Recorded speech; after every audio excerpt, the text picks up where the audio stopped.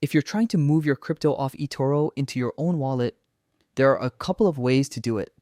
Depending on what you're working with and how hands-on you want to get, the easiest and most common method is to just sell your crypto on eToro, withdraw the money, and then rebuy it on a different exchange like Coinbase or Binance.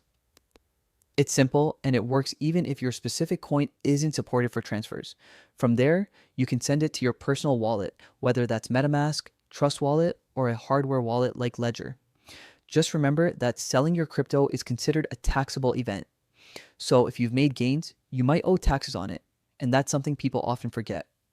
The other option is to use the eToro Money crypto wallet. Some coins can be transferred from your eToro trading account directly into that wallet. Once it's in the wallet, you may be able to send it to an external address depending on the coin in your region and local regulations. This makes the process more direct since you avoid selling your assets.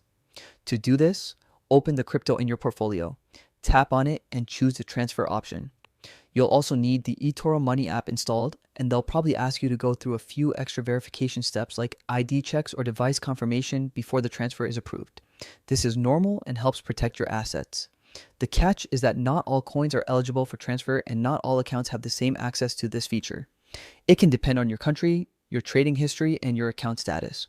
Some newer users might see fewer available options at first, so it's worth checking what's actually possible before planning your next move, especially if you're trying to send your crypto to a cold wallet or another exchange. This helps you avoid delays and ensures you're using the method that actually works for your account.